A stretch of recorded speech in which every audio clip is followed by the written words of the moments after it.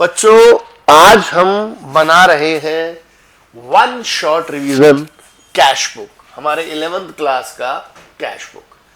देखो sir, cash book primary book भी है, कैश बुक सब्सिडरी बुक भी है, ठीक है। अभी हम आपको कुछ बताते हैं हमारी वेरियस सब्सिडरी बुक्स के बारे में। देखो बताया हुआ है कैश बुक और कैश अकाउंट में क्या फर्क है, कैश बुक और कैश अकाउंट में क्या फर्क है। देखो बच्चों, एक बात हमेशा ध्यान रखना, जो कैश बुक है वो सब्सिडरी बुक है। कैश बुक क्या है? हमारी सब्सिडरी बुक। सब्सिडरी बुक वो बुक होती है जिसमें डायरेक्ट एंट्री रिकॉर्ड होती है, जर्नल की जरूरत नहीं होती। कैश अकाउंट है वो हमारा लेजर है, ठीक है। ये बनती है without the help of journal, ये बनती है without the help of journal, ये बनती है with the help of journal, ठीक है जी। कैश बुक में हम जेएफ कॉलम नहीं डालते, कैश बुक में हम डालते हैं एलएफ कॉलम, कैश बुक में डालते हैं एलएफ कॉलम, और इसमें क्या डालते हैं? जेएफ कॉलम, क्योंकि ये जर्नल की हेल्प से बनाई गई है। तो ये पहला इंपॉर्टेंट क्वेश्चन है बच्चों हमारा। दूसरा थ्योरेटिकल इंपॉर्टेंट क्वेश्चन है, is cash book a principal book और सब्सिडरी बुक, ठीक है जी। देखो कैश बुक प्रिंसिपल बुक भी है, कैश बुक सब्सिडरी बुक भी है। इन cash book all the transactions are directly recorded, not in journal, therefore it is known as books of original entry, therefore it is so cash book is subsidiary book। Cash book अपने आप में एक laser भी है। क्यों laser है? देखो इसे हम प्रिंसिपल बुक इसीलिए कहते हैं क्योंकि इसके बाद कैश और बैंक का कोई एक्स्ट्रा अकाउंट नहीं बनाना पड़ता कैश और बैंक के बैलेंस को जानने के लिए। बात करते हैं सेल्स बुक। सेल्स बुक भी सब्सिडरी बुक है, लेकिन सेल्स बुक में सिर्फ उधार वाली ट्रांजैक्शन आती है। सेल्स बुक में हमें सेल्स अकाउंट का लेजर बनाना पड़ेगा ताकि उधार और नकद दोनों ट्रांजैक्शन, कैश और क्रेडिट दोनों ट्रांजैक्शन उसके अंदर आ सके। तो sales book is not a, sales book is a subsidiary book but not a principal book, but cash book is both principal book as well as subsidiary book. एक आता है cash account always shows, cash account always shows positive और debit balance, ठीक है जी। भाई cash book की debit side बताती है रिसिप्ट, कैश बुक की क्रेडिट साइड बताती है पेमेंट। क्या आप बच्चे कभी जिंदगी में बोला मेरी जेब में 10 रुपए माइनस पड़े हुए हैं? पॉसिबल ही नहीं है। पॉसिबल है क्या कि मेरे पास -5 रुपए पड़े हैं, -10 रुपए पड़े हैं? तो डेबिट साइड हमेशा एक्सीड करेगी क्रेडिट से, payment can never exceed the receipt, therefore cash book always show debit balance. हाँ जी बच्चों, अगर कैश इन हैंड लिखा हुआ है या कैश एट बैंक लिखा हुआ है तो हम हमेशा पॉजिटिव बैलेंस मानते हैं। देखो कैश का तो पॉजिटिव ही होगा, बैंक का नेगेटिव पॉजिटिव कुछ भी हो सकता है। तो यहां लिख देंगे टू बैलेंस बीडी, क्या लिख देंगे? To balance BD.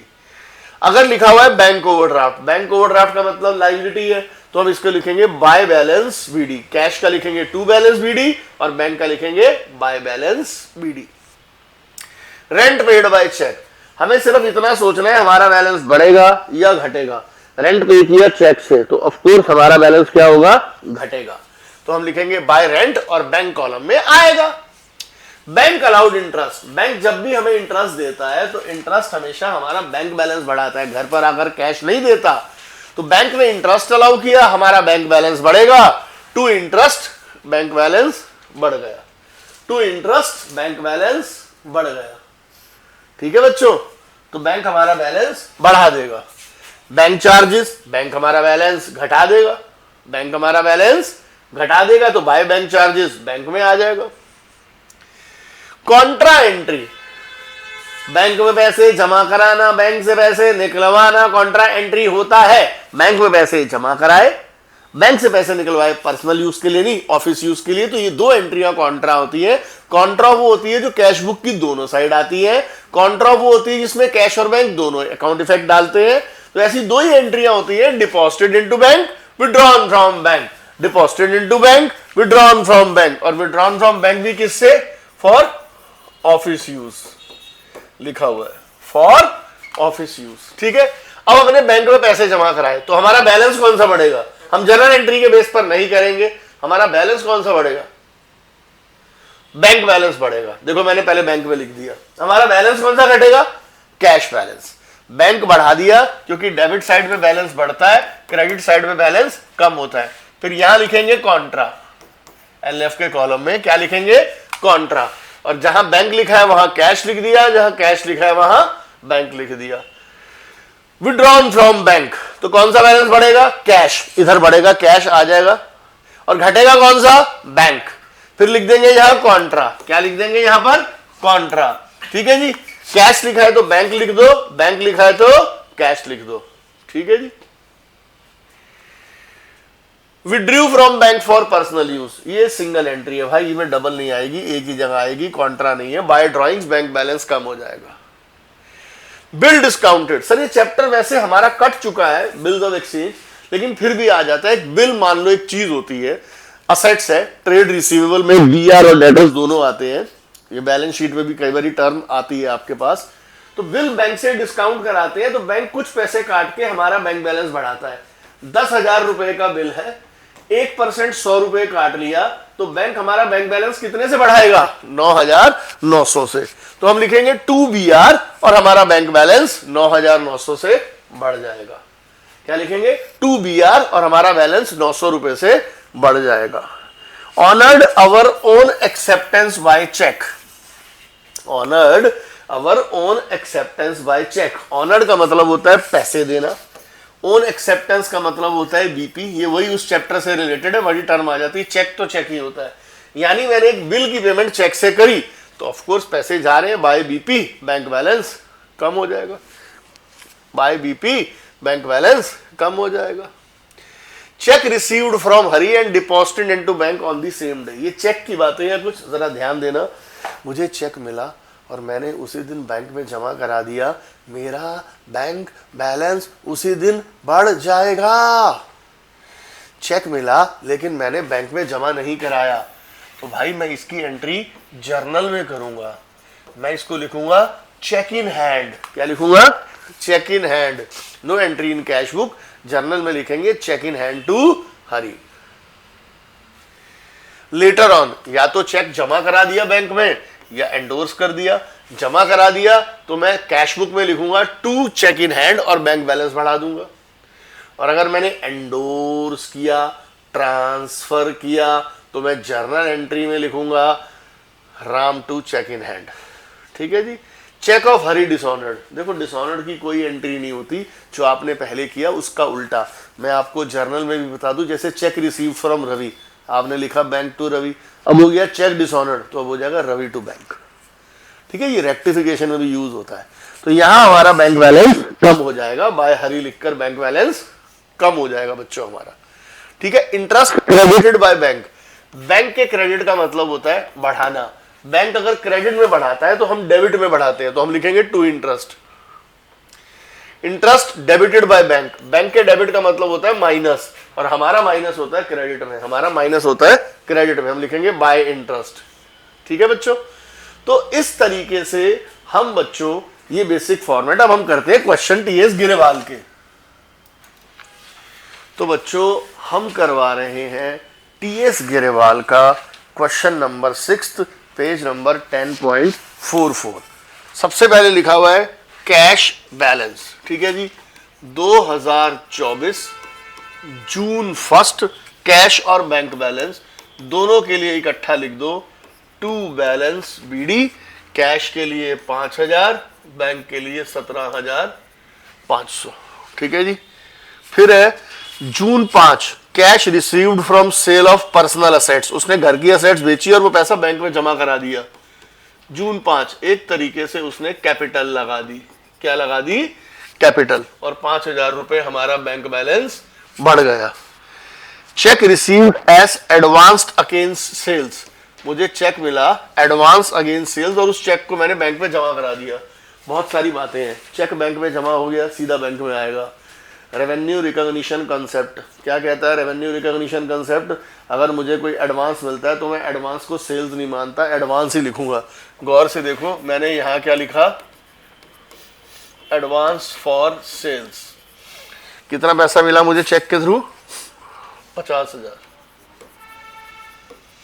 ठीक है जी। Paid to S Bose by cheque. Sir ये एक प्रॉब्लम बहुत आती है बच्चों की, डिस्काउंट भी दे रखा है, क्या ये डिस्काउंट अभी माइनस करना है? क्या ये डिस्काउंट अभी माइनस करना है? जब पेड बोला है तो डिस्काउंट कटा हुआ है, तो सर डिस्काउंट माइनस कब करते हैं? जब गुड्स सोल्ड, गुड्स परचेज लिखाओ और फिर डिस्काउंट लिखाओ तो फिर डिस्काउंट माइनस होता है। यहां डिस्काउंट ऑलरेडी माइनस है, कटा हुआ है। पेड टू एस बोस कब पेमेंट करी? हमने पेमेंट करी जून 7 को बाय एस बोस। कितनी पेमेंट करी? 12,500 चेक के थ्रू। मान लो ये जर्नल एंट्री है, ठीक है जी, और यहां हो जाएगा एस बोस टू डिस्काउंट, ये जर्नल में हो जाएगा, वो डिस्काउंट का अमाउंट है 200 रुपए। ठीक है जी। Paid wages in cash, paid wages in cash by wages account, by wages account. कितना कैश में आ गया? 3,000 रुपए। Received cheque from A Mukherjee and send to bank. June 20 को ए मुखर्जी से चेक मिला और चेक को बैंक में जमा करा दिया। लो जी 6,000 रुपए। ठीक है जी। अब है विड्रॉन फ्रॉम बैंक, बैंक में पैसे जमा कराना, बैंक से पैसे निकलवाना, कॉन्ट्रा एंट्री होता है। हमने विड्रॉ किया बैंक से 5,000 रुपए जून 21 को। जून 21 को बैंक से पैसे निकलवाए तो हमारा कैश बैलेंस बढ़ गया और हमारा बैंक बैलेंस कम हो गया। कैश लिखा है तो हम लिख देंगे बैंक, और बैंक लिखा है तो हम लिख देंगे कैश। ठीक है जी। ये आ जाएगा June 21, June 21। Paid office salaries in cash June 29 by office salaries, cash में कितना लिख देंगे? 4,000। Sold goods in cash and banked the same June 30, goods बेचे और पैसा बैंक में डाल दिया, सीधा बैंक बैलेंस बढ़ गया। पेड रेंट बाय चेक जून 30, रेंट पे किया चेक से, चेक से किया तो बच्चों बैंक बैलेंस में आना चाहिए। तो बच्चों अब हम करते हैं इसकी टोटलिंग। देखिए जी सर, टोटलिंग एक एक करके करेंगे, इकट्ठा नहीं करेंगे। 5 और 5 10, लो जी 10,000 रुपए आ गया। 10,000 में से 7,000 गए। जून 30 को लिख देंगे बाय बैलेंस सीडी 3,000। ठीक है। अब इधर का टोटल करते हैं। 17,500, 50 और 5 55, 6 और 8 14, ये टोटल है 86,500। इधर ज्यादा आ रहा है, माइनस 12,500 माइनस 5 और 1 6, ये आ गया 68,000। हमारी आदत है हम यहीं तक छोड़ देते हैं, that is a wrong practice. ठीक है जी। अब जुलाई 1 को यहां लिखेंगे टू बैलेंस बीडी, कितना? 3,000 और 68,000। ठीक है। तो ये हमारा टीएस गिरवाल का पहला क्वेश्चन था। हाँ जी बच्चों, अब ये क्वेश्चन है जनवरी 1 को बैंक ओवरड्राफ्ट। तो जनवरी 1 को मैं लिखूंगा बाय बैलेंस बीडी। ठीक है जी। बैंक ओवरड्राफ्ट है 12,000, यहां लिख दिया। अगला है कैश इन हैंड 2,300। जनवरी 1 को to balance BD, cash in hand लिख दिया 2,300। कह रहे चेक रिसीव्ड फ्रॉम राम 4,000 और डिस्काउंट अलाउड 200। आप आगे पढ़ो, इस चेक के बारे में कोई बात दे रखी है? हाँ, अगली डेट पर 9 तारीख को चेक को बैंक में जमा कराया। तो मैं इसकी एंट्री करूंगा जर्नल में, cheque in hand discount to Ram. Cheque in hand कितना है? 4,000, डिस्काउंट 200, राम 4,200। ठीक है, क्योंकि जर्नल में एंट्री होगी इसकी, कैश बुक में कोई एंट्री नहीं होगी। बाद में चेक जमा कराया बैंक में, तो जनवरी 9 को जब बैंक में चेक जमा कराया तो हम लिखेंगे टू चेक इन हैंड। क्या लिखेंगे? To cheque in hand. ठीक है जी। कितना आया टू चेक इन हैंड बच्चों? 4000 रुपए। ठीक है जी। Cheque paid to Radha 2500। किस दिन पेमेंट करी? जनवरी 12 को राधा को 2500 की पेमेंट करी चेक से, और डिस्काउंट मिला तो उसकी एंट्री कर देंगे राधा टू डिस्काउंट। कितनी? 50 रुपए। ठीक है जी। Ram's cheque dishonoured. सर एक ब्लंडर मिस्टेक बता रहा हूं जो हम सबसे अक्सर हो जाती है। सर ध्यान से सुनना। सर राम का चेक डिसऑनर्ड हुआ, मुझे पता आप क्या करोगे, आप लिखोगे जनवरी 15 बाय राम और बैंक में आ गया 4000। आप सोचोगे ओके सब कुछ हो गया, हमारी अब कोई गलती नहीं है। सर जी मैंने एक आदमी से लेने थे 4200 रुपए, मैंने उसको डिस्काउंट दिया, अब वो डिस्काउंट कैंसिल करना पड़ेगा। इस डिस्काउंट टू राम की एंट्री होगी राम टू डिस्काउंट। अगर पेमेंट अभी नहीं मिली तो ये अगर मैं पेमेंट के बारे में कुछ कह नहीं रखा तो हम ये चेक डिसऑर्डर में डिस्काउंट को भी रिवर्स करेंगे, जो नॉर्मली बुक्स में गायब है और हमें करना चाहिए ये, क्योंकि अब मैं उस आदमी से वापसी 4200 रुपए लूंगा बेटा। Money withdrawn from bank for office use. Bank से पैसे निकलवाना, बैंक में पैसे जमा कराना, कॉन्ट्रा एंट्री होता है। कैश बढ़ गया और बैंक कम हो गया। कैश बढ़ गया तो लिख देंगे बैंक, यहां लिख देंगे बाय कैश, और डेट क्या होगी?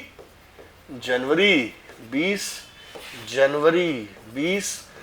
जनवरी 23 को बच्चों की फीस चेक से पेमेंट करी है। Fees of children paid by cheque 75। Drawings हो गया बच्चों 75। अच्छा, cheque receive from Hira endorse to Sunita. देखो इसकी जर्नल में कोई एंट्री नहीं होगी, लिख देंगे यहां पर cheque in hand to Hira और Sunita to cheque in hand. ये दो एंट्रियां, देखो जगह नहीं है मैं लिख नहीं रहा, पर ये जर्नल प्रॉपर में होगी इसकी entry. Bank charges January 27 by bank charges कितना? 20 रुपए। अब सबसे बढ़िया बात आई है जो पेपर में अक्सर आती है, कह रहा paid into bank the entire balance after retaining 700। कह रहा घर में ज्यादा पैसे मत रखो, चोरी हो जाएंगे, 700 रुपए रखो बस। मैंने कैश का टोटल किया, कैश का टोटल है 5700 माइनस 0 तो 5700। सिर्फ 700 रुपए रखने हैं, तो कितने पैसे बैंक में जमा करा दूंगा? 5000। कॉन्ट्रा एंट्री हो जाएगी। कितने पैसे जमा करा दिए? जनवरी 31 को बैंक में जमा करा दिए 5000, बैंक बैलेंस बढ़ गया, कैश बैलेंस कम हो गया। जनवरी 31। अब करेंगे बैलेंसिंग। क्या करेंगे? बैलेंसिंग। ये आ गया बाय बैलेंस सीडी 700, ये तो हो गया भैया। ठीक है जी। अब लेते हैं उधर का बैलेंस। उसमें उधर का बैलेंस ज्यादा है, 12000, 2500, 4000, 3400, 75, 20। ये आ गया 21995। 21995। बैंक ओवरड्राफ्ट ही आंसर बच रहा है। Balance CD minus 9000, 12995। ठीक है बच्चों। अब हमारा आता है पेटी कैश बुक। सर अब हम कर रहे हैं पेटी कैश बुक। व्हाट इज पेटी कैश बुक? छोटे छोटे खर्चों के लिए हम अपने पेटी कैशियर को पैसे दे देते हैं और पेटी कैशियर उसमें से खर्चा करता रहता है। इसमें दो सिस्टम है, एक है सिंपल सिस्टम, एक है इम्प्रेस सिस्टम। इम्प्रेस सिस्टम कहता है ओपनिंग बैलेंस क्लोजिंग बैलेंस के बराबर होगा। इस पर आजकल एमसीक्यूज भी आ रहा है 1 मार्कर बच्चों। ठीक है। अब क्या कह रहा है ये कि हमें मान लो एक आदमी को मैंने 12000 रुपए दिए कि तू पूरे एक महीने में छोटे मोटे खर्चे कर। उसने खर्च किया 9000 रुपए। मेरा बैलेंस कितना बच गया? 3। मैं उसको कितने पैसे दूं कि वापसी ओपनिंग बैलेंस क्लोजिंग बैलेंस बराबर हो जाए? तो जो उसने खर्च किया उतना उसको रीइंबर्स कर दो। मैं 9000 उसको और दे दूंगा तो बैलेंस क्या आ जाएगा? बराबर। पेटी कैश का ओपनिंग बैलेंस है, इम्प्रेस्ड बैलेंस है 10000, खर्च किया 9000, मैं कितने पैसे उसको और दूं ताकि बैलेंस बराबर हो जाए? 9,000। In imprest system opening balance should always tally with closing balance, therefore जितना खर्चा किया उतना ही रीइंबर्स कर देते हैं। अब ये क्वेश्चन हम टीएस गिरेवाल से ले रहे हैं, page number 10.30, TS Grewal petty cash को। ठीक है जी, गौर से देखिए, कह रहा है रिसीव्ड फॉर पैटी कैश। जनवरी 1 को पैटी कैश के लिए पैसे मिले कितने? 1,000 रुपए। ठीक है, वाउचर नंबर पेमेंट से शुरू होगा, 1 2 जो भी आएगा बताते हैं अभी। अब आया पेड मेट्रो फेयर, जनवरी 2 को मेट्रो फेयर पे किया, बाय में आएगा सर, क्या आएगा? बाय में। ठीक है जी, 10,000 है, सॉरी सर। मेट्रो फेयर मतलब हम क्या लिख देंगे? कन्वेयंस। क्या लिख देंगे? कन्वेयंस। देखो कन्वेयंस का मतलब आदमी जाता है और कार्टेज का मतलब सामान जाता है। तो कितना पैसा खर्च किया कन्वेयंस पर? 50 रुपए, और मैंने एक कन्वेयंस का कॉलम खोल दिया 50 रुपए। ठीक है जी, ये पेज 10.30 टीएस गिरेवाल में से क्वेश्चन ले रहा हूं मैं सर। ठीक है, इलस्ट्रेशन 11 है सर। अच्छा जी, फिर दोबारा जनवरी 2 को मैंने कार्टेज पे करी, जनवरी 2 को कार्टेज पे करी, बाय कार्टेज कितनी? 250। कार्टेज का कॉलम खोल दिया मैंने, मेरी मर्जी है, मैं जितने मर्जी कॉलम खोलूं। Paid for courier, paid for courier, January January January 3, January 3 number by courier. ठीक है जी, कुरियर का कितना खर्चा है? 500 रुपए, और ये कुरियर का खर्चा आ गया 500 रुपए। 5-6 कॉलम बनाएंगे, इससे ज्यादा बनाएंगे नहीं। फिर दोबारा जनवरी 3 पर वेजेस पे करिए, जनवरी 3 पर वेजेस पे करिए। कितनी वेजेस पे करिए? तो मैं वेजेस का कॉलम नहीं बना रहा, मैं सन्ड्रीज में लिखना चाहता हूं। मैं 2 कॉलम और बनाऊंगा, ये लो, और ये आ गया सन्ड्रीज। ठीक है जी, वेजेस कितनी पे करिए? 600, ये आ गया इधर 600। अच्छा जी, अगला आ गया जनवरी 4, पेड फॉर स्टेशनरी, 400 रुपए, स्टेशनरी का कॉलम बना दिया 400 रुपए। ठीक है जी, पेड फॉर ऑटो चार्जेस, ये भी जनवरी 4 को है, paid for auto charges. Auto charges conveyance में आता है, कितना पे किया? 200 रुपए, 200 रुपए। अच्छा जी, पेड फॉर रिपेयर, जनवरी 5। अब रिपेयर को मैं कहाँ दिखा रहा हूं? मेरी मर्जी है, मैं रिपेयर का कॉलम बनाना चाहता हूं बनाओ, नहीं बनाना चाहता तो मैं रिपेयर का कॉलम कितना है? रिपेयर कितने की है? 1500 रुपए की। तो रिपेयर का कॉलम बना लो यार, 1500 रुपए की रिपेयर है, बहुत मोटी रिपेयर है, एक कॉलम बना ही लो। सन्ड्रीज में तो लास्ट के छोटे खर्चे लिखते हैं। ठीक है जी, जनवरी 5 के बाद फिर bus fare, by conveyance, bye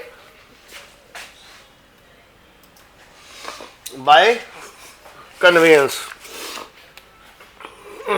कितना कन्वेयंस कितना है? दोबारा बस फेयर के बाद कार्टेज 100 रुपए, 100 रुपए आ गया। अच्छा जी, फिर आ गया जनवरी 5 बाय कार्टेज। कार्टेज पर कितना खर्चा हुआ? कार्टेज पर खर्चा हुआ 400 रुपए, ये कार्टेज पर आ गया 400 रुपए। अच्छा जी, फिर कुरियर पर आ गया जनवरी 6 बाय कुरियर। कुरियर का कितना आ गया? 700, कुरियर में डाल दिया 700। फिर जनवरी 6 बाय कन्वेयंस, कन्वेयंस में कितना आ गया? 300। फिर जनवरी 6 बाय कार्टेज, कार्टेज में कितना आ गया? 300। फिर लास्ट में जनवरी 6, हफ्ते का बना रहा है, इसका मतलब 6 तारीख को अगर खत्म कर रहा है, बाय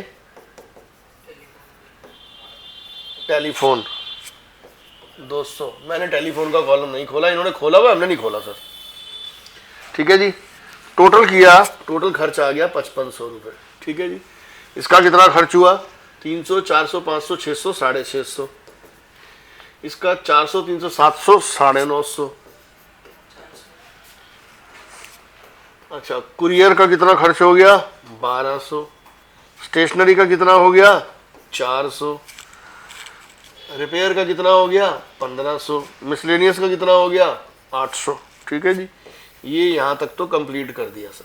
ठीक है जी, अब जरा गौर से देखो, थोड़ा इसको छोटा करते हैं। ठीक है, अब इसकी बैलेंसिंग करते हैं सर। ये तो यहां नहीं आएगा, सॉरी। बाय बैलेंस सीडी, ये टोटल 10,000 में से 5,500 गए, कितना बैलेंस बचेगा? और ये जनवरी 6 को ही है सर, 4,500, 10,000। ठीक है जी, जनवरी 7 को टू बैलेंस बीडी, ये कितना आ गया? 4.5। हमने क्वेश्चन को ध्यान से पढ़ा है। क्वेश्चन में कह रहा है प्रिपेयर एनालिटिकल पेटी cash book on the impressed system. कौन सा सिस्टम है बच्चों? Impressed system. तो बच्चों हम इसको उतना पैसा और भेज देंगे जितना इसने खर्च किया, 5.5, ताकि इसका ओपनिंग बैलेंस कितना हो जाए? 10,000। तो बच्चों ये था हमारा पूरा का पूरा वन शॉट रिवीजन, पेटी कैश बुक, थोड़ी सी थ्योरी। ठीक है जी, तो होप आपको वीडियो पसंद आए, तो आप इस चैनल को सब्सक्राइब करें और बेल आइकन दबाएं। ओके बच्चों, बाय बाय।